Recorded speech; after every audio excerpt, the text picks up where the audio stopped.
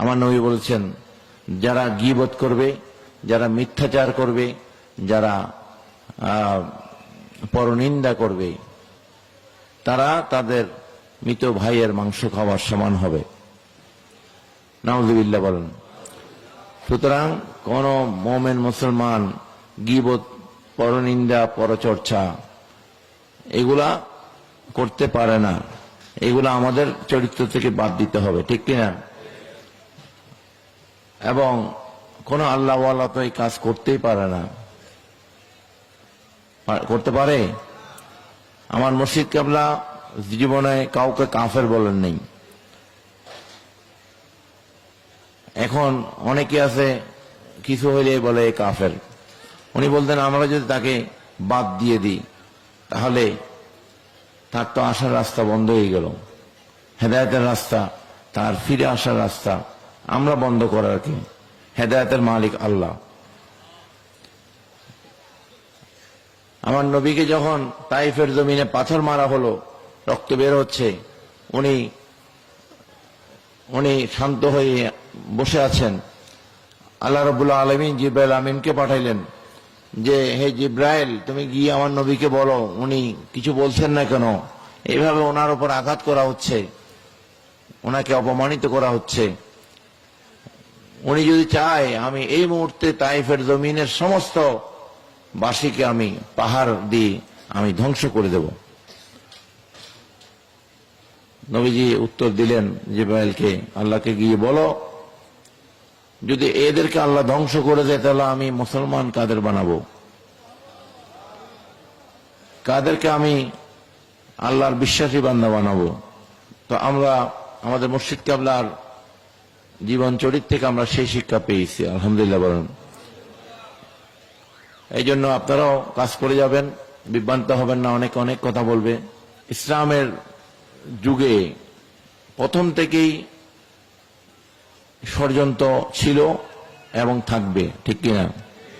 হযরত সিদ্দিক আকবর থেকে শুরু করে এই ইসলামী খেলাফতে ষড়যন্ত্র ছিল, রাজপ্রাসাদের ষড়যন্ত্র।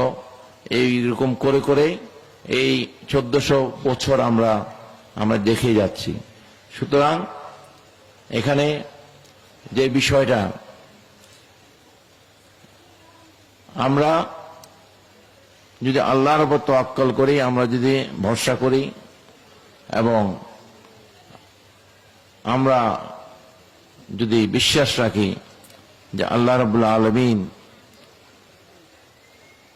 আমাকে যে গোলামের জন্য রেখেছে, আমাকে যেন সেটাই দান করে, এইভাবে যদি আমরা প্রত্যেকেই নিজেরটা নিজে আমরা যে অবস্থান থেকে কাজ করি, তাহলে আমরা অবশ্যই আল্লাহর রহমত নিয়ে আমাদের হকদার হব। আমিন বলেন।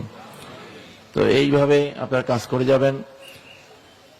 আমার হুকুম ব্যতীত আপনারা আর কারো হুকুমের মধ্যে আপনারা অন্তর্ভুক্ত হবেন না, বা হুকুম আমি যেটা দরবারের পক্ষ থেকে হুকুম দেব বা হুকুম আসবে, আপনারা সেভাবেই চলবেন।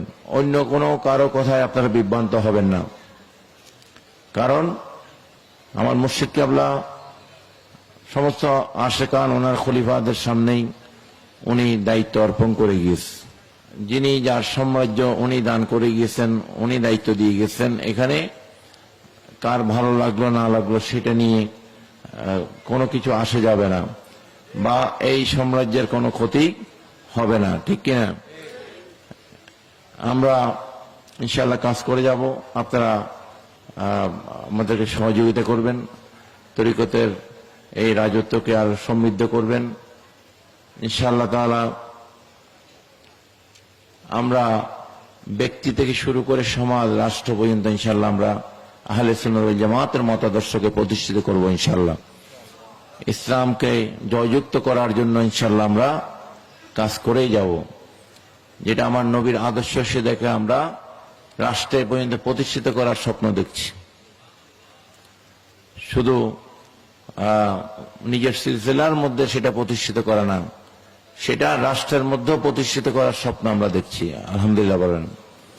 সুতরাং আমরা প্রত্যেকেই যেন যার যার অবস্থান থেকে আমরা কাজ করি, আল্লাহ সেই তৌফিক দান করুন। আমিন।